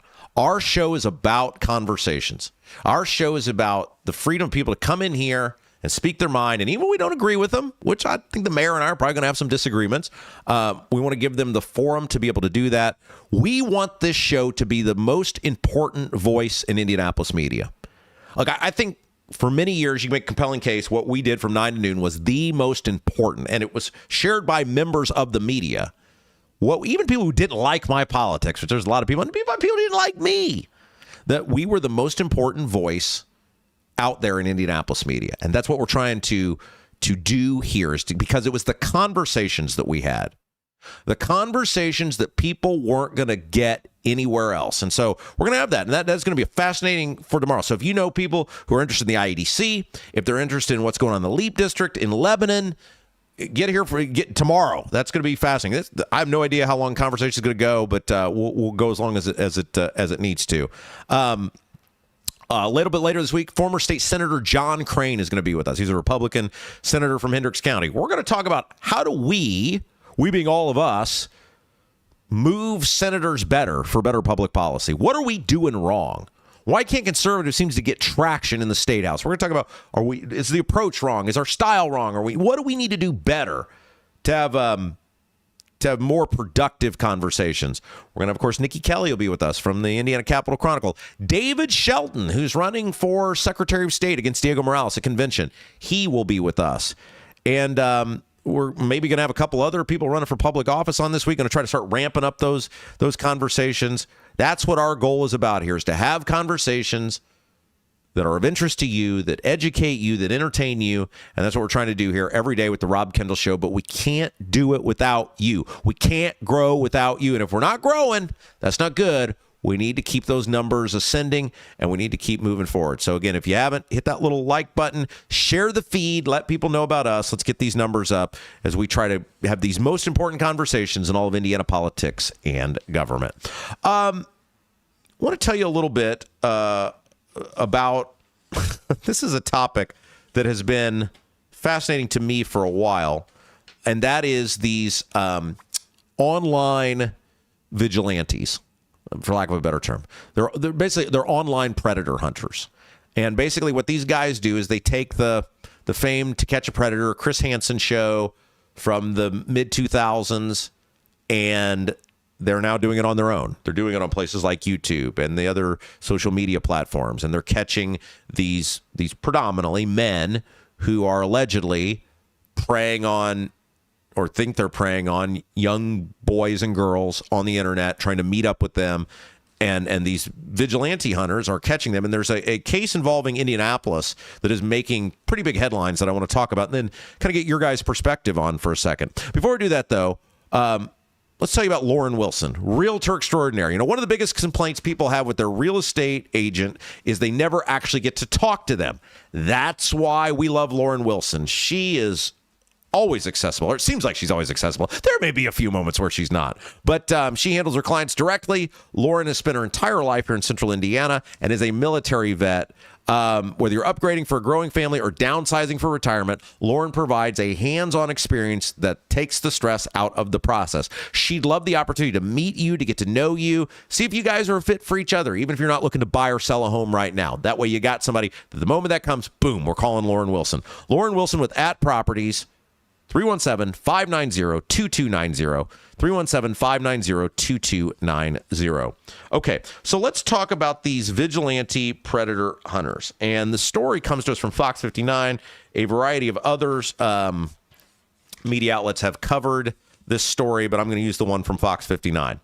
So IMPD, which is the Indianapolis Metropolitan Police Department, issued a statement, according to Fox 59, on a viral video that appears to show its officers interacting with a popular streamer and a possible person committing crimes against children. Now, it uses other words. I try to be very careful here. I know YouTube doesn't like certain words to be used, and we always try to be great house guests wherever we're at. We try to be very respectful of the platform we're on and what they want us to do. So there's a reason I'm not using certain words. You know what I'm talking about. And like I said earlier, what these guys do, let me explain exactly how this works. And we've interviewed some of these guys over the years, and they're fascinating. So in the mid-2000s, most of you know, there was a television show called To Catch a Predator. And Chris Hansen, who was the host of that, it was put on by NBC. They partnered with a group called Perverted Justice. And what happened is Perverted Justice would pose, this was in the days where the MySpace, the Yahoo, the AOL, they would pose as these underage kids in a chat room. They would get these men to say they want to meet up with these kids. They would have very graphic chats, say horrible things, and then they would show up to this house, which was rigged with cameras by NBC. NBC also had a decoy. It was an adult who looked like a younger person, a girl. They would meet the person at the door. They'd come in. The decoy that would then conveniently disappear, and Chris Hansen, who was the journalist, would come out and interview these people, try to find out, if they would admit to what they were doing, why they were doing it. He would read the chat logs to them, and then ultimately it'd culminate with the police arresting the individual. Now, the important part about this is NBC and Perverted Justice were working in coordination with the law enforcement of whatever city they were in. So they were working with the prosecutor. They were working with the sheriff's department or the local police department. So everything they were doing was approved by law enforcement in order to culminate with an arrest. So they were there the whole time. The prosecutor was usually on site. The sheriff's department was usually on site. So when these arrests were made, they had whatever they needed necessary. They were also oftentimes helping oversee the chats, finding out what information they needed to get this. In the modern era, and by the way, that show, for those of you who don't know, that show was very popular. It went away because ultimately there was something very tragic that happened in one of the investigations, and you can look all that up for yourself. I'm not going to go into it now, but NBC decided the juice wasn't worth the squeeze anymore, and they pulled the plug on the show. In the modern era, because anybody can have a YouTube account, even us, anybody can get on these social media platforms. Individuals have taken over that space. Now, Chris Hansen still has a network. It's called True Blue. It's a subscription-based service. It's also available on certain cable and internet providers, I believe. But he's still out there doing this. But in a world where anybody can do this, anybody has, and individuals with no law enforcement training whatsoever have started doing all of this on their own. They're posing as the kids. They're having the chats. And then they're having the meetups with these adults. And they're filming them and filming these meetups usually with, body cam footage or whatever, and then posting those. They'll oftentimes live stream them and then post the on-demand videos as well. They will then call law enforcement when they go to these meetups, and they will say, hey, law enforcement, I'm meeting up with this guy. He said these things on the internet. He sent these pictures. He's clearly here wanting to meet a kid. You need to come arrest this person. Well, apparently there was an interaction with a popular local streamer. We have several people here in central Indiana who do this. And in the video, this streamer, according to Fox 59, says that a possible suspect admitted to him that he had an explicit contact with a juvenile and possessed images that were, or materials that were abusive of children. Again, I'm trying to be very careful about what I say. I think you guys get the picture of what we're talking about here. The streamer goes on to say that IMPD did not arrest the possible suspect after the confessions were made. With all these guys, they're almost all on film. The streamer also asked the possible suspect if he sent photos of his explicit photos of himself to someone in public. In front of the police, the possible suspect seems to say that he sent the photo of his private parts to a person from a parking garage. So this basically what this YouTube streamer is saying, or this online streamer is saying, is that this person admitted to doing these things. I called the cops. The cops came. They didn't arrest the person. And then this sparked outrage, which it has over the years from the online communities when they see this, that they've, to many people's eyes, caught this person dead to rights doing these things. Why are they not being arrested? Here's what IMPD had to say. And this is where this gets very interesting. Now, remember, the old Chris Hansen show was done in coordination with law enforcement. They had the full blessing of law enforcement. They were on site. The prosecutor's office was involved in most cases. Like, they were all working together on this. So anything they did, law enforcement gave the thumbs up for. Here's what IMPD had to say. The video does not include important context surrounding the interaction. At the scene, a police report was completed, and detectives with Internet Crimes Against Children unit were notified of the allegations and will initiate a proper criminal investigation. While we need community members to speak up and notify us of criminal activity, we also need to be clear. Law enforcement agencies cannot use vigilante-gathered information to make an arrest. Information must be gathered through established legal processes to ensure it is admissible in court. Evidence obtained improperly or outside these procedures can undermine or derail an investigation, potentially allowing offenders to evade accountability and placing victims at greater risk of harm. So this is the great debate. Are the vigilante predator hunters actually doing good? And I've had this debate with multiple ones of them that I've had on my show over the years. Because on one hand, there are clearly very dangerous people who are getting exposed. And at least these vigilante hunters are exposing them to the public. So if people see this and they see them out in public, they'll know who these people are and hopefully can prevent this from happening again. They're also putting it on law enforcement's radar. However, the vigilante predator hunters are also in many cases preventing arrests from being made because they're not going through the proper channels.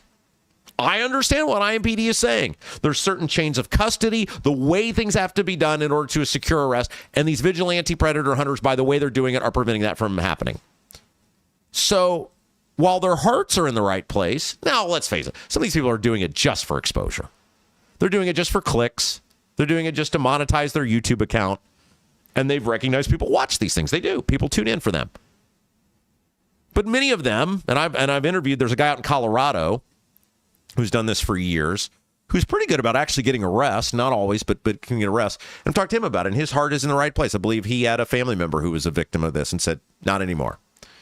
But are they doing more harm than good when an arrest can't be made and the suspect is allowed to go free and ultimately may never get apprehended, and now he's tipped off to what he's doing and done wrong? I don't know. I think it's an interesting conversation. It's one that needs to continue, but the bigger part of this is these internet predators are everywhere. They are everywhere. They're on all of these applications. There's nothing the applications, as long as they exist, they're going to be able to do to stop them. You have to be vigilant of your kids. You have to be vigilant of every step they make on the internet, because these people have a sickness, they have a disease, and they're very, very dedicated, very, very devoted to being able to harm children, and they will do it until they're stopped. Masonry color mismatch. Previous repair catching your eye. Not happy with the brick color on your home and ready for a total makeover. Bramwell Mackay Property Services and Consultants offer specialized masonry staining and recoloring. Whether you want to seamlessly blend repairs or completely transform your home's exterior, want to build something new? Bramwell Mackay's 40-year master masons design and construct custom patios, sidewalks, and outdoor summer kitchens, archways, entryways, and more. Bramwell Mackay. BRAMWELLMCKAY, beauty built to endure. Okie dokie, we're going to take a quick pause. When we come back, extended segment to wrap up the show, and Jason will read the best YouTube comments of the day. You're watching Rob Kendall Show. Hi, I'm Lauren Wilson, a realtor with Properties. Born and raised right here in central Indiana and a Hoosier through and through. Selling your home is a massive undertaking, and I completely understand what that is. That's why when you work with me, we put a great plan together to make sure that when your home comes to the market, it is in the best light possible. Again, I'm Lauren Wilson, 317-590-2290. 317-590-2290. Let's put a plan together and get your home sold. I'm Doug Cobb for Clay County Commissioner. I'm running to bring transparency back to our local government. As a concerned citizen, I want to know what's going on. We need new and fresh ideas for today's challenges. We need a vision for future generations. As a small business owner, I want to explore and promote opportunities to make us all successful. Let's create a brighter future for Clay County together. I'm Doug Cobb, running for Clay County Commissioner, and I approve this message. Paid for by Linda Cheesem. Right now, everything's expensive. That includes things you need around the house. If your water heater, water softener, or well pump goes out, or even if your toilet stops working, you could be looking at a major expense.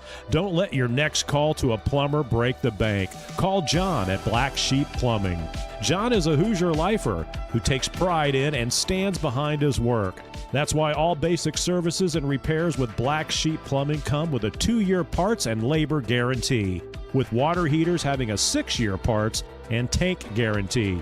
Call or text Black Sheep Plumbing for all your needs today and speak directly with John, the owner. 765-315-7558. That's Black Sheep Plumbing at 765-315-7558. Hi, I'm John Piper. I'm running for Congress in Indiana. I'm the only candidate in the United States of America exposing the crisis we have in mother's breast milk. Purdue University is a major player in that. Purdue is selling our veterinarians to out-of-state corporations for big money. Bobby Kennedy needs to know about it effective immediately. We are 55,000 veterinarians short across the United States. My two major opponents, Craig Haggard and Jim Barrett, are both protecting the Iranian terror cell in Plainfield, Indiana. I'm John Piper. I approve this message. Paid for Friends for Piper for Congress.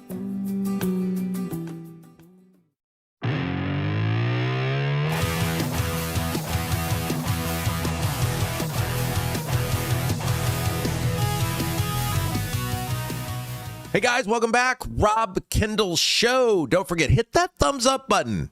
We need you to tell everybody I like the show. You can remain anonymous when you do it. We don't know who it is. Hit that thumbs up button. Let us know you like the program. Don't forget to subscribe. Hit that little subscribe if you haven't done that yet. And this may be the most important of all, share the feed. Tell your friends. Let us know you're watching, you're listening. Rob Kendall Show. This is how we're going to continue to grow. We can't do it without you guys, and so we really need you to remain a part of that with us. Now, one other thing. Don't forget the support button, robkendallshow.com. robkendallshow.com. If you're saying, man, I love what you guys do, we'll take your money, and we'll thank you for it. robkendallshow.com. Hit that support button. Somebody we also support, somebody you'll be supporting if you hit the support button, is producer Jason. He joins us at this time each day with the best YouTube comments of the day. Jason, hello. How we doing, Rob? Great. Checking my levels, making sure I'm good. Okay, I should be here. Should be in attendance this morning. This chat brought to you by Black Sheep Plumbing. Right now, where everything's expensive, that includes things you need around the house. If your water heater, your water softener, your well pump goes out, even if your toilet stops working, you could be looking at a major expense. Don't let your next call to the plumber break the bank. Call John, Black Sheep Plumbing. That number for John at Black Sheep Plumbing is not on the list there, so I'll go here to the website that you could also find this should you not be in a position to be able to write this down. 765-315-7558. 765-315-7558. Black Sheep Plumbing. All right. We gave people a variety of topics to comment on today. What did they have to say? Yes, we did, and we'll go to, let's back up here, beginning of the program with our buddy Kevin Branham. He is your super fan. And he starts off with Never Lets Me Down. About 90 minutes ago, would have been just about right. Jason, in about 93 minutes. That's amazing. He's calculated to the minute. I think he calculated the Black Sheep Plumbing read as well and added that extra 3 minutes in there. So, man. I went a little long today, so it's not his fault. I was a little long getting to you. Well, that's all right. We allow you to do that, Rob.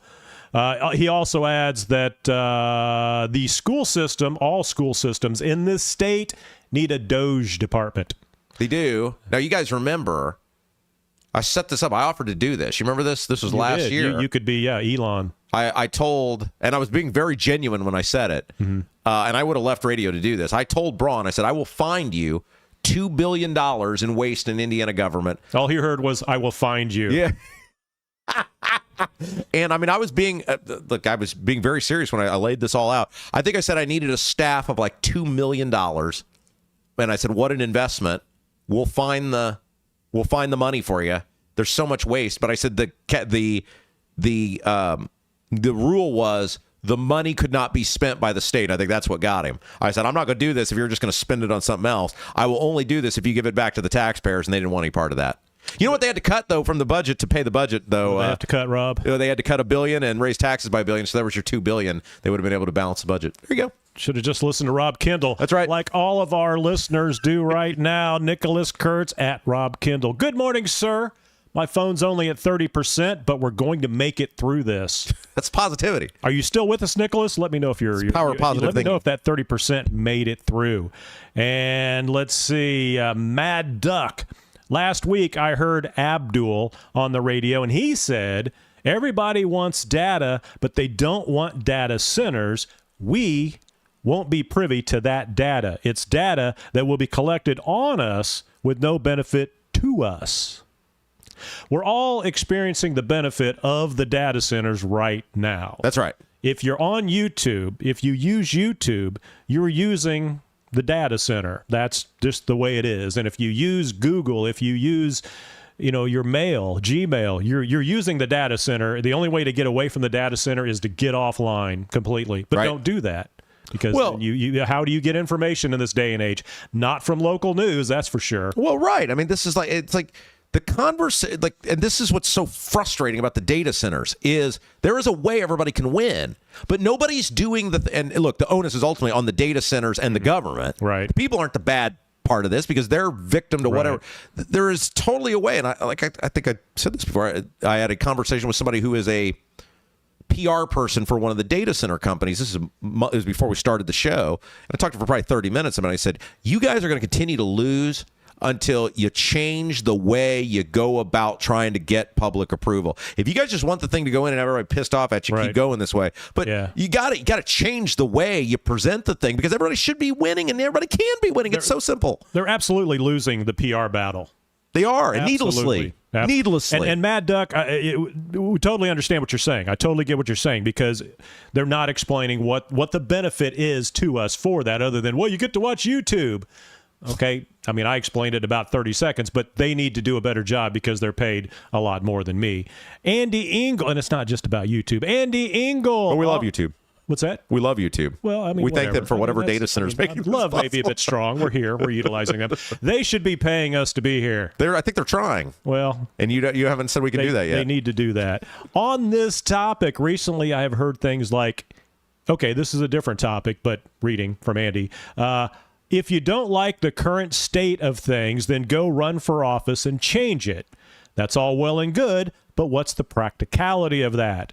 Joseph Norris, we've got a few comments on this. Joseph Norris, they run for office for the lifetime benefits after 6 years serving and the 200-plus vacation days yearly on a full salary. Okay, so real quick, just to remind people, we're talking about this column Abdul wrote in Indie Politics about these challenge, basically saying what I've been saying, that these people, these challengers in these state Senate primaries aren't running on anything. Right. And so I posed the question, why every person running for any office, Senate or any office, should have to explain, why are you running? What are you trying to accomplish? Who are you running for? And again, Andy adds in, again, about the common man running for office. It's not practical at all. What, am I supposed to quit my job and go run a race I may or may not win?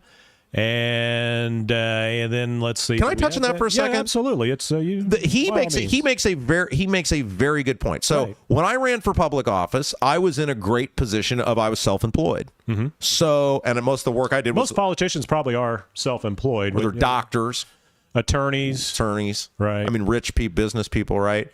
So I certainly wasn't a rich person, but it was my own adventure, and the work we did was at night, so there was nothing. It didn't interfere with my work. Right. I go out all day. And so I had a huge advantage over the rather age-enhanced man I was running against, who just had been there since well, if the you earth were was trying young. to run now, It would be almost impossible. That's what I'm saying. See, that most people have lives, and you used to rail on people. You should be out at these meetings, and you should forsake your children and your family and go to a meeting and make your I still voice go heard. to the meetings. Okay. Well, you're Rob Kendall, though. But he's absolutely right, though. It is very hard for the average person to do this now. Mm. You have someone like Paula Copenhaver. She worked for Todd Rokita. She works for Micah Beckwith. There are a lot of people who out there who are in the government right now who are running. And but these people aren't running for anything.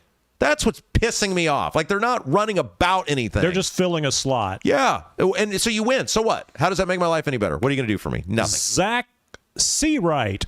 A new name. Okay, so here's Zach. Zach's brother Garrett works for Barrett Media. Oh. Zach and I worked together for Marlon Stutzman's campaign in 2016.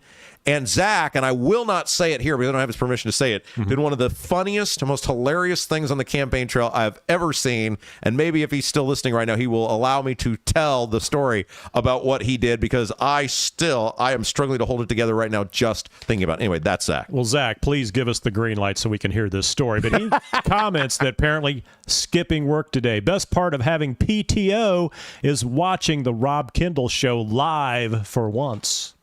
Zach is awesome. And if you can't watch live, that's okay. You can get us on demand on the podcast. And, they all count the same. It all sounds awesome. And Andy Engel. Okay, back to his original comment about not being able to run for office. I was complaining about Diego the other day to a friend, and he suggested I go run for the Secretary of State. He even emphasized it's not that hard.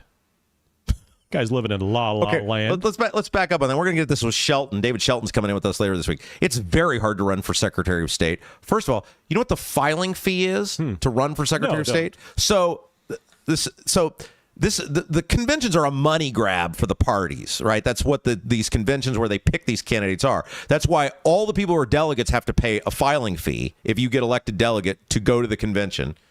And the Secretary of State candidates, just to run, not to win. It's not like you get your money back if you lose. Just to run, you have to pay 10% of whatever the office pays. So I think the office pays like $180,000 or something like that, maybe even more now. So you got to pay $18,000 to the state party just to run for the office. That's how much you have to raise just to run. Who's giving you $18,000 just to run for something? Politics is not for the poor man. By the way, did you see Adam Wren reported this? Our guy John Rust, gave Shelton a bunch of his billboards. You know, Rust had those billboards when he was running for Senate. He didn't give us a billboard. We need Rust. We need Rob's picture on 465. Rust is a big fan of our show. John, we need a billboard. And I love that you're supporting Shelton, because anybody, you support anyone over Diego Morales. But once the convention's done, Rust, we need a billboard. We need to know how we get a billboard. That's our challenge for the day. Wouldn't that be awesome? You're going down 65 and there's or 70. There's a giant billboard. We should do the billboard like this with my photo in the little corner. Carol, that Jason has such a smooth voice. Oh, yes. Right. Thank you, Carol. Years of announcing. Yes. All right. Let's continue on. We've got a lot to get here, too, and I know Rob's going to cut me off any moment. Kevin Branham, here comes the Cheesem. Everybody loves the Cheesem. The inside thing there. You got to watch the show. Debbie Holcomb, party with the Rob Kendall fam. Yes, sir. So are we doing the live show? Did we decide that? We're going to do a live show somewhere. All right. So we're thinking, and by the way, the debate became Friday or Saturday. I think Saturday is still better. I know Saturday, yeah, we get up too early on a Friday. Yeah, because then I have to do the show and then. Right. Saturday, you can take a nap. Yeah. Before the show. All right. So are you guys, this is like a wedding. Speak now, forever hold your peace, because I got to start getting the ball rolling on this. You guys want the live. You want the live show. Yeah, we'll do a live show. There we go. And let's see. Andy Engel. Wow. Rob is getting lots of good advertisers. Yeah. Advertisers. They're fabulous. Filling up. All of Get them. your spot now. We're not going to have like 15-minute breaks like corporate. We're warning you. Get in now because there will be a cutoff. We're warning you people. And then we'll have to add the other hour. Almond Joy Tempo. Almond Joy Tempo. Sell T-shirts that say Rob Kendall was right at your live show. Should do that. Can you make a store? You're good with technology. Can you do a store for us? Oh, man. Okay, sure. I've got plenty of time I'll just get on that. Andy Eagle. On that note, we had Vince Savvy come out, and they helped us quite a bit. I'm having them come back in a few months to do more work. That's awesome. There we go. Thank you, Andy. And I'm going to plow through these here. LD Stutz. Okay, when you're talking about Trump, for a guy, Trump, that likes to build nice things, he sure has a white trash piece to him. I would say that's probably not too far off. I think he does have a little white trash that he likes to kind of bring out. Outside. You grew up proper, all that. It's a little bit of, let's. Okay. Catholic Hoosier. That's a new name. Catholic Hoosier. If the war is going well, that's not that's not the tweet you send. I miss Ronald Reagan every day of the week. And you're talking about the tweet that Trump sent out that was not Easter-like. Yeah, had the F very Christian-like. Yeah. And so let's see, what do we got here? A couple more. Let me get to these. I know Rob's got some other stuff here he wants to get to. Again, about Trump, he appears to unhinge and gives credibility to libs' talking points. Catholic Hoosier, I agree with Steve Green. Let me find a good couple to end on here. The NCAA. Rob, who do you got tonight? UConn is plus 255. I'm going with UConn because they did me good the other night. Now, they're 7.5-point underdog, so you're giving up a lot of points there, but I'm playing with house money. What do I care? The general consensus here about your story about the NCAA versus the feds, or the feds versus the NCAA, most people are thinking, like Debbie Holcomb, shouldn't the NCAA be controlling themselves instead of the feds? Steve Green talked about the fact that, you want players to stay only for 5 years, or they have to transfer, or if they want to transfer, they have to sit out a year, things like that. Steve Green says that's fine if you hold the coaches to the same I agree rules. with that. I've never understood how the coaches can break their contract. Like coaches are the only ones who can get. Coaches really, does it happen that often compared to how often they get fired? But they still get paid if they get fired. Like if you're a coach, that's true. That is true. How can I totally agree with Steve on that. That is ridiculous that a coach can leave a program with a contract. Totally ridiculous. All right, I guess we're going to leave it with this final one. Oh, there's so many good ones, but we'll go with Nicholas Kurtz, who points out nobody pays money to watch college golf. Rob. Do we need a couple more here? Since You've been threatening this for 5 minutes. I got something I got to get to. I keep waiting for the hook, and you're not throwing it. Well, I'm going to do it now. I'm throwing the hook. Let's see. Rob, go to a break. That was Nicholas Kurtz. He was, I think, the long. Oh, because of you. No. Well, that's probably true. That's why I didn't even think about me. I would never put me into this. I did respond, though, that Rob is testing your listening stamina. Yeah, that's right. That's right. Okay. Nobody rants better than Rob does. That's Kevin Branham. And everybody's on the rant. They do like the rants there, Okay. Rob. The last thing I guess we're going to leave it with here is you were talking about the local television stations and their lack of news, because let's face it, heart health is 15 minutes of a half-hour newscast is your heart health. Yeah. And I mean, that's not news, folks. Robert Schwartz says, so 6, 8, 23, all owned by one corporation, then 4, 59, and 13 will be owned by another, be just like all the car dealerships and grocery stores. Very Pretty good much. point. Producer Jason, thank you. Absolutely. Happy to be here, Rob, and we'll see you tomorrow, everybody. Thanks to Black Sheep Plumbing sponsoring our segment. All right, so I do want to get to the story from Reason, because Reason went back, and it's almost been 10 years to the day, where Donald Trump declared, by the way, the national debt 10 years ago from today was roughly $19 trillion. And I remember at the time, people were like shocked by that number. And they were like, oh my gosh, how are we ever going to deal with a national debt that's $19 trillion? Or $39 trillion now. And I remember at the time, I remember this at the time. So Reason did an article, Reason.com, about Trump's pledge. I believe it was March 31st. He said, if you elect me president within 8 years, I will have paid off the national debt. And people at the time were like, there's no way he's going to be able to do that.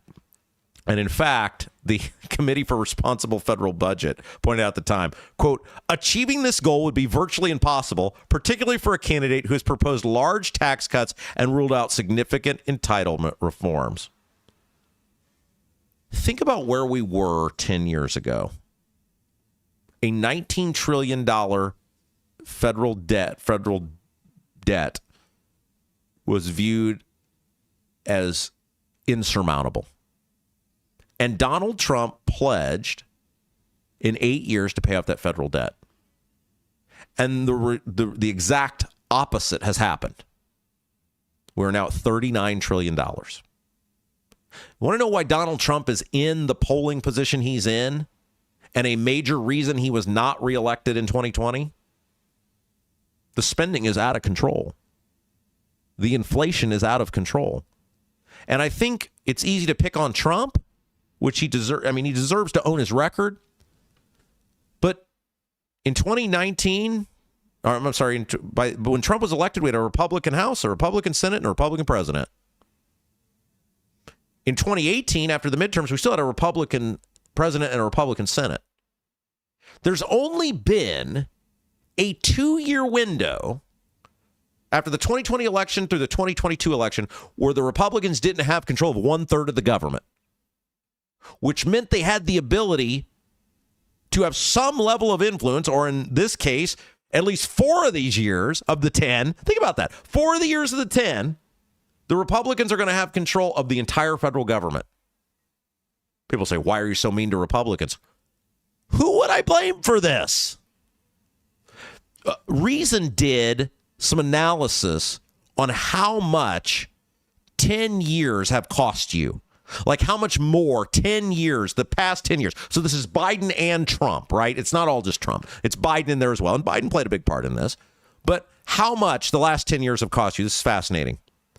For a typical 30-year mortgage, borrowing costs today are about $2,500 higher annually than they would have been in an alternate reality where the federal borrowing didn't explode the past decade. So like if the federal debt had not increased, if Trump not only had not even done what he said, which is pay off the federal debt, but not increase the federal debt. So a 30-year mortgage is $2,500 more expensive annually. How long is it? Well, 30 years, right? 30 times 2,500. What's the math on that? What is that? $75,000, right? You're going to pay $75,000 more. Producer Jason just looked at me like, math? No math. Producer Jason is like, no math. You're going to pay $75,000 more on your loan because of the last 10 years. This is, by the way, Yale Budget Lab did the estimates on this. Similarly, the average car loan costs $120 more annually, and the average small business loan costs $770 more annually. For some reason, oh, and by the way, the first year and a half of Trump, for the first fiscal year, then it's just the first fiscal year, which ended in September, $1.8 trillion added to the debt. $1.8 trillion added in the fiscal year that ended in September under Trump. It's out of control. And for some reason, we keep giving Trump a free pass on this. We do, to some extent, hold the Republicans accountable for this, but for some reason, we keep giving Trump a free pass. He didn't deliver. And not only did he not deliver, he made it infinitely worse. It's unacceptable. It's unacceptable for Biden. It's unacceptable for Schumer. It's unacceptable for Hakeem Jeffries. It's certainly unacceptable for Trump, Mike Johnson, and John Thune. We're at a crisis point in this country of unaffordability, and it all comes back. It all comes back to the same thing, which is the magical money printing press that keeps getting turned on by these people. We have to start holding our side accountable on this. We have to stop saying, yeah, but Trump had. No more buts. Trump knew what he was doing when he was running for president. He's an adult. He's a billionaire. He ran for president. People are horrible in the government. He should have known it. He's president this time. He had all the lessons the first time, even if you give him every free pass the last time, which you shouldn't. The COVID stuff was totally inexcusable, and it did irreparable harm to this country. We'll never get out of what happened during COVID in so many ways. And maybe tomorrow we'll do a deeper dive on that, the damage COVID actually did, and on all the different levels. We have to stop giving our side a free pass because the other side is so bad. And until we don't hold our own side accountable, it's just going to keep getting worse. We added $20 trillion to the nation's debt in 10 years. That is why everything is unaffordable. All right, guys, great show today. Big show tomorrow. Mayor Levin and Matt Gentry will be here, talk with us about LEAP, and we'll talk about IEDC. And we'll talk about whether LEAP's getting a raw deal. Is the Lebanon getting a raw deal? Should we be on board with what the IEDC is doing? That'll be a fascinating conversation. Want to thank you guys so much for a great show today. Hit that thumbs up if you haven't before you leave us. Subscribe to the channel. Hit the share button. Love you guys. For producer Jason, I'm Rob Kendall. You've been watching Rob Kendall Show.